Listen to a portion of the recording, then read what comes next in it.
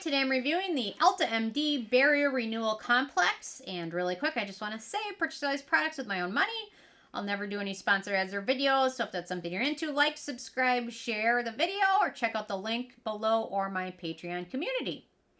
Okay, I've been meaning to review this one for quite some time. This one along with their AM therapy, which I've checked out. But typically, Elta MD, I go to them for sunscreens. But they also have a lot of good skincare products. And I thought I'd review this one, although it's kind of pricey. But anyway, Elta MD Barrier Renewal Complex is clinically proven, with a star after it, to moisturize the stratum corneum and improve dry, compromised skin, even after a single application within 24 hours. This advanced formula works to visibly minimize the appearance of fine lines and wrinkles while significantly improving skin texture, tone, and pore size.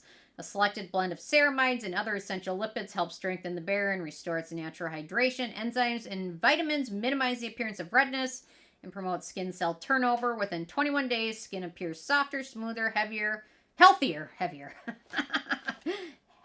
and more youthful. If it makes it look heavier, I don't want that. Okay. Oh, they also say it's fragrance-free, paraben-free, sensitivity-free, and non-comedogenic. So, okay, my first criteria is packaging. No issue with the packaging. Very efficient. Nice packaging. Okay, in terms of denatured drying types of alcohol, it does not contain any of those. It's also fragrance-free and has no real noticeable scent to it. It's made in the U.S., so no issues with that. So, ease of use. Very nice. So, it's got a lotion texture to it. They recommend applying it morning and evening to face, neck, and décolleté.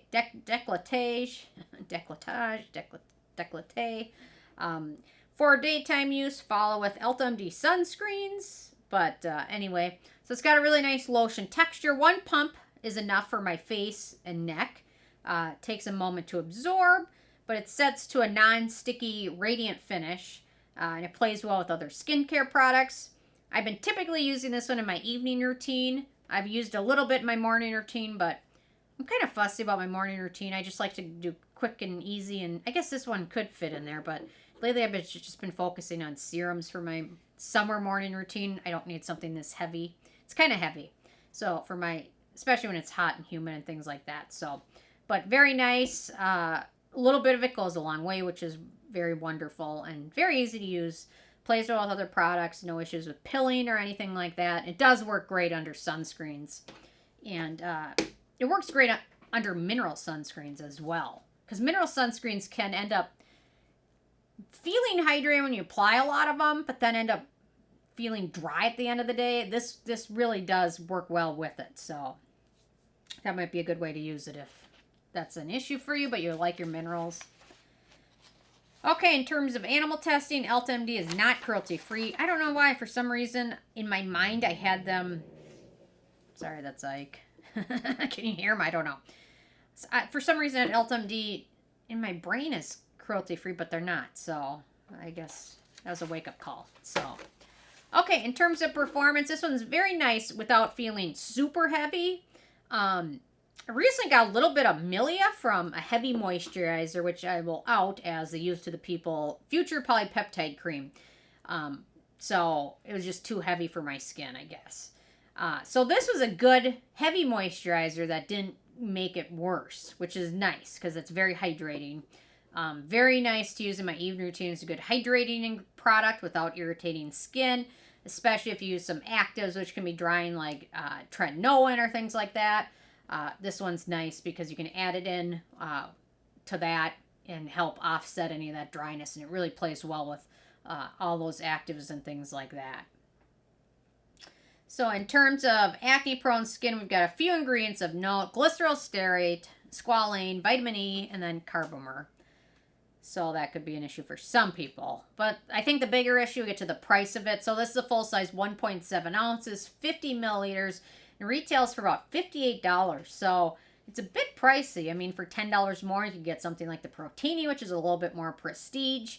But this one also has a lot of dupes, which are more expensive, some of them. So I'm going to mention that in a second. So let me talk about the ingredients really quick. So we've got niacinamide, anti-acne, brightening, barrier repairing.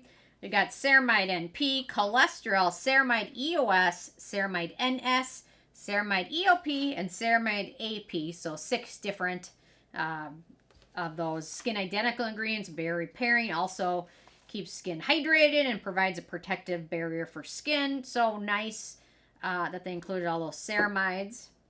Then we've got Caprooyl, Sphingosine, and then Caprooyl Phytosphingosine, which are skin conditioning, barrier repair, and hydrating ingredients. We've got hyaluronic acid, which is humectant. Then we've got Xylitylglucoside and Hydroxyethyl, and then xylitol, which are sugar-based humectants. We've got Squalane, skin identical ingredient, antioxidant. We've got Piptadenia, Colubrina, peel extract, which is humectant that also hydrates skin as well as prevents moisture loss at the same time, which is very interesting because most products are either hydrating or they prevent transepidermal water loss, and then this ingredient does it both at the same time. We've got kiwi fruit extract, which is humectant. We've got bromelain, which is an enzyme from pineapple with skin conditioning benefits. Vitamin E, antioxidant, and photoprotective ingredient. We've got biotin, skin conditioning ingredient. And then we've got proline, which is an amino acid and skin identical ingredient. Okay, and then in terms of the it factor, it's very nice, but very pricey. But it's a nice option for sensitive skin types. There's a few similar alternatives to this one. Some of them which are more expensive and some of them which are more affordable. The first one, the Drunk Elephant F-Balm. The Peter Thomas Roth Water Drenched Cloud Cream. The Topicals Like Butter. The Then I Met You Renewing Rich Beauty Cream, which I love. And then the Paula's Choice Clinical Ceramide Rich Firming Moisturizer. So it's got some really nice, well-known dupes or affordable alternatives or more expensive alternatives as well. So it's a very nice product overall, well formulated. Nothing too frilly about it, but it does a nice job, but it is expensive. So anyway, with a 10 being a perfect score, I have this one an 8. Very nice product overall.